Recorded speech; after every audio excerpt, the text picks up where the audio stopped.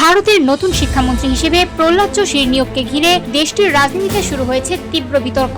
বিরোধীদের অভিযোগ, দেশের গুরুত্বপূর্ণ শিক্ষা মন্ত্রণালয়ের দায়িত্ব এমন একজন নেতার হাতে তুলে দেওয়া হয়েছে যিনি অতীতে বিলকিস বানু গণধর্ষণ মামলার দণ্ডপ্রাপ্ত আসামিদের মুক্তির সিদ্ধান্তকে সমর্থন করেছিলেন। লোকসভার বিরোধী দলীয় নেতা রাহুল গান্ধী মঙ্গলবার সংসদ ভবনের বাইরে সাংবাদিকদের সঙ্গে কথা বলতে গিয়ে এই নিয়োগ নিয়ে সরাসরি প্রশ্ন তোলেন। তিনি বলেন, দেশের তরুণরা যখন শিক্ষা ব্যবস্থার পরিবর্তন ও সংস্কারের দাবি জানাচ্ছে, ঠিক সেই সময় বিজেপি এমন একজনকে শিক্ষামন্ত্রী করেছে যিনি ধর্ষণ মামলার দণ্ডপ্রাপ্তদের পক্ষে অবস্থান নিয়েছিলেন। রাহুল গান্ধীর দাবি, মন্ত্রিসভায় আরো অনেক যোগ্য ব্যক্তি থাকা সত্ত্বেও প্রধানমন্ত্রী নরেন্দ্র মোদী প্রহ্লাদ যোশীকে বেছে নিয়েছেন। তার মতে, এই সিদ্ধান্ত সরকারের ভাবমূর্তি ও শিক্ষাক্ষেত্রে এর অগ্রাধিকার নিয়ে প্রশ্ন তুলেছে। এর আগে একই ইস্যুতে লোকসভায় সরব হয়েছিলেন কংগ্রেস নেত্রী প্রিয়াঙ্কা গান্ধী। তবে তার বক্তব্যের কিছু অংশ সংসদের কার্যবিবরণী থেকে বাদ দেওয়া হয়েছে বলে জানা গেছে। বিতর্কের কেন্দ্রে রয়েছে 2002 সালের গুজরাট দাঙ্গার সময়ের বহুল আলোচিত বিলকিস বানু মামলা। 2018 সালে কেন্দ্রীয় সংসদ বিষয়ক মন্ত্রী থাকাকালে প্রহ্লাদ যোশী 11 জন যাবজ্জীবন সাজাপ্রাপ্ত